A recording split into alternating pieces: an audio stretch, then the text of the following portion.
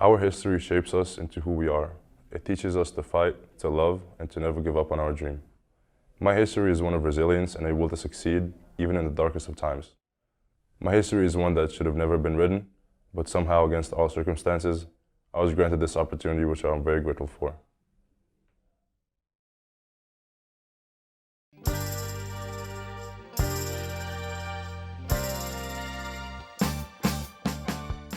Tel Aviv is one of the three big cities in Israel. I would say the more urban. Tel Aviv is a beach city.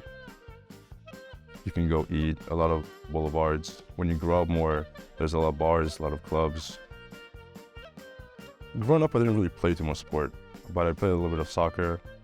I always loved football, like American football, from my dad. For his bar mitzvah, what Eyal asked for was to go to New York and go to a Giants game. That was his wish. I remember the first game I watched was like the Steelers against someone, and Troy Polamalu gave a concussion to someone, and I was like, this is so cool. So I always wanted to be an NFL player until I started playing volleyball.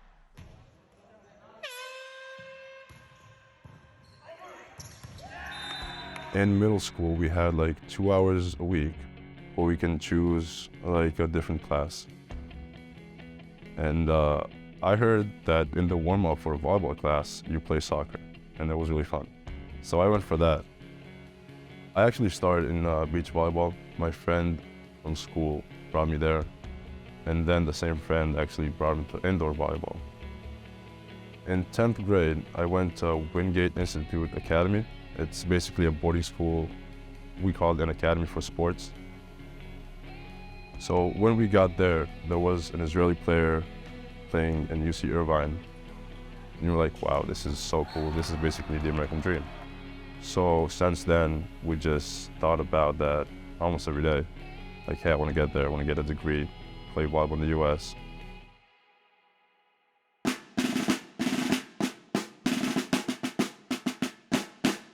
Military service is mandatory in Israel for everyone, unless you get like medical exemption or religious exemption. I didn't. But they do recognize the fact that you're an athlete and you play sports, whatever sport it might be. So like you have student athlete, you have soldier athlete, which means you go through basic training. It's about a month and a half. And then I served for 2 years, 8 months as a teacher at a school.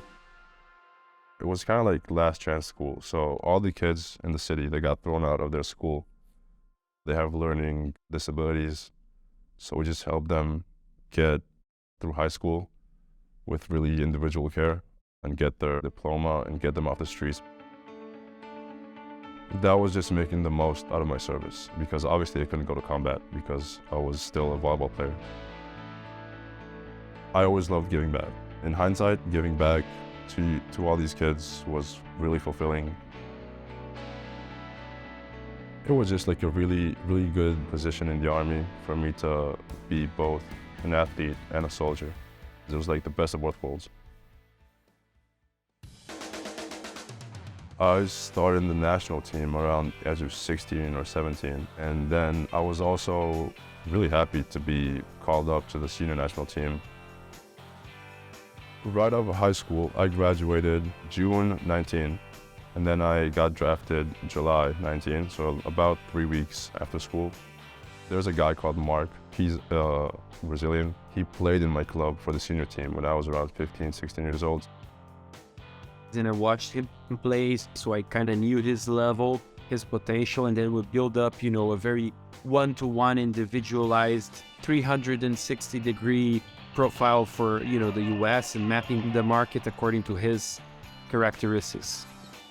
I started getting offers around July of 2021. And then I had a few offers, but none of them just compared to Ball State. From the first Zoom call, I loved Coach. His leadership and his work ethic is unbelievable, and a lot of it is because of that military training prior to arriving, the mentorship opportunities he had. When I committed, I was really happy. I felt really lucky.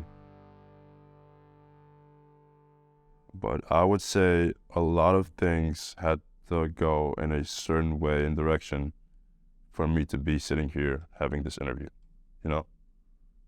Like all the small little things had to happen.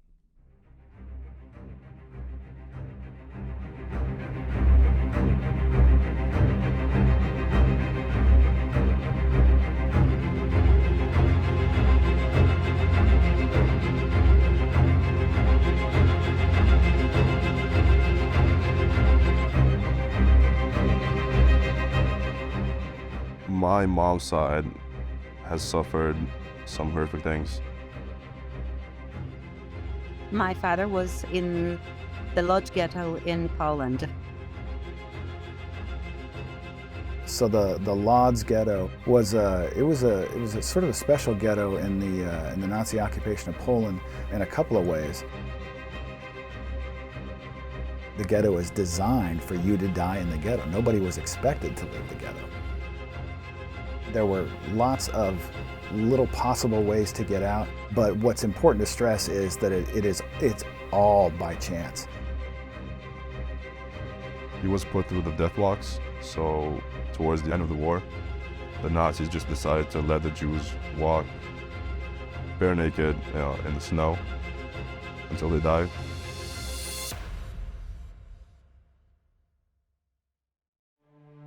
When you think about what it's like to be on the death march, you've got to realize that if you're on the death march, you've already survived everything up to that point. The Russians were approaching from the east, we were approaching from the west. They knew things were over. So their last-ditch effort was to clean out all of the death centers and all the concentration camps and try to march all of the prisoners who were still there back into Germany itself. My father survived it. He was one of the few who did. My mother was very, very lucky. She was in the ghetto, but as a young lady, she was a very beautiful woman. She was blonde with green eyes, and Mengele was very interested in extraordinary appearances. Dr. Mengele, the Nazi doctor, he was known for doing experiments on Jews. Dr. Mengele, his experiments, his infamous experiments were in Auschwitz. And to call him a scientist is to demean scientists. He was not a real scientist. And so he devised a series of experiments under the guise of doing quote-unquote medical experiments because we have so many patients, we have so many Jews in one place. Let's see if we can figure out how some of this science works. He actually thought that my grandmother was too beautiful to experiment on. It's kind of flattering, I guess, in kind of a weird way. That would be the only way she really could survive the Mengele experiments, because most of the experiments, the survival rate is nearly zero.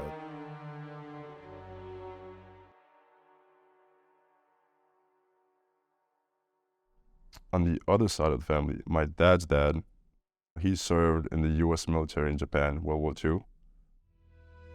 My grandparents from both sides were smart enough to see what was going to happen in Europe at the time and to escape in the last moment.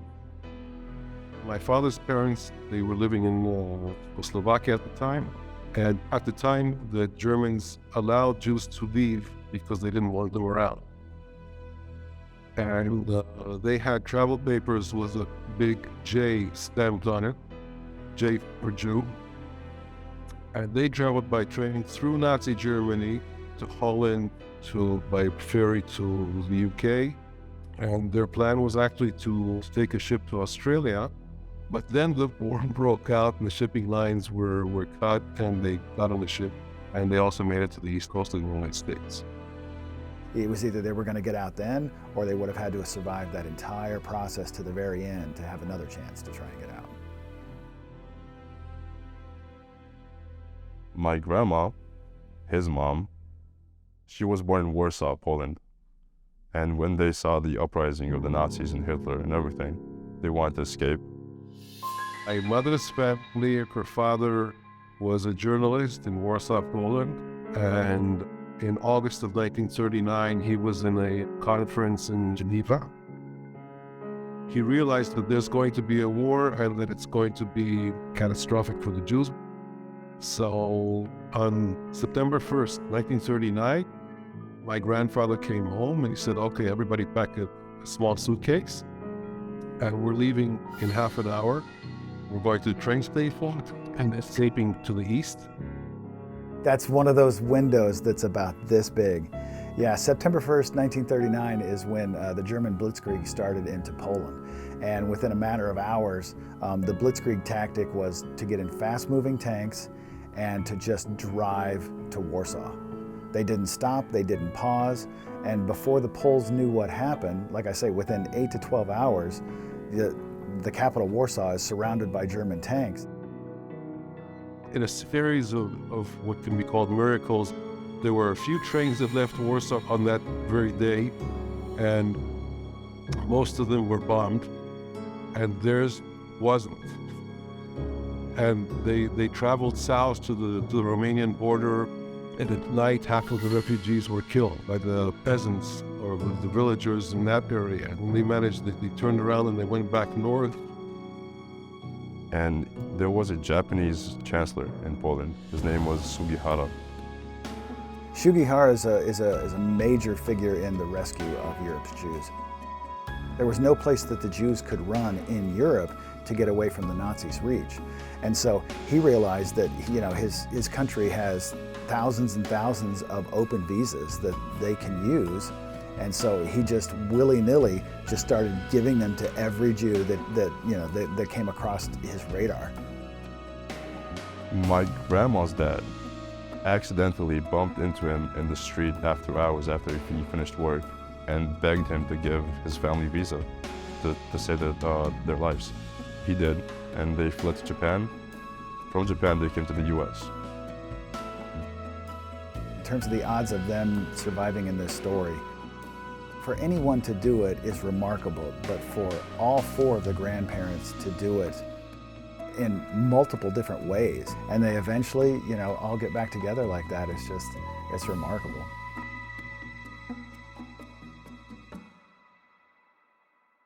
Just to have him here, you see him in the gym. He's a warrior when he works, and guys see that, and I think it's raised the level, but he's a tremendous leader.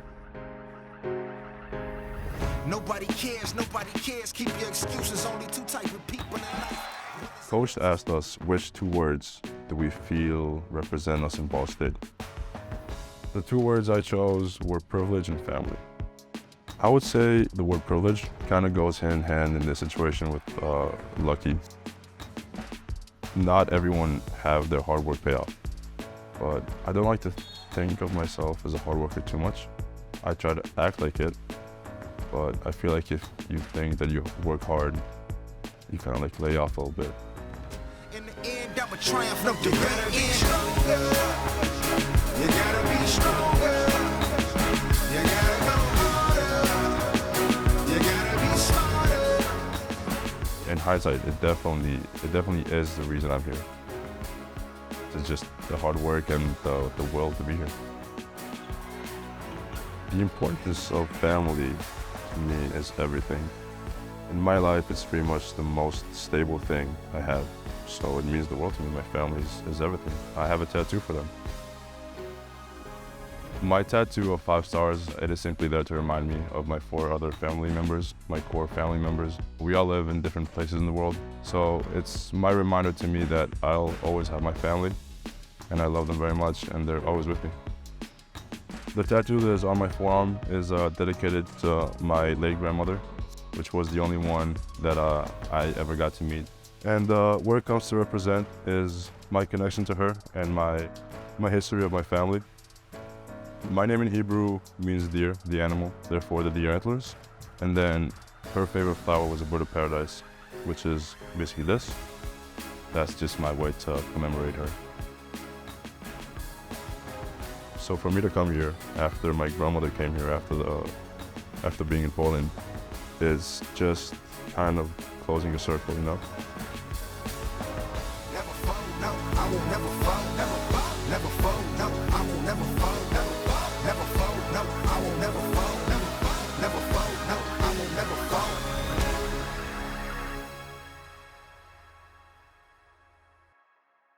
It teaches me that, like, as low as the odds of being born are, like the odds of you being as how you are, I'm so much more lucky than that.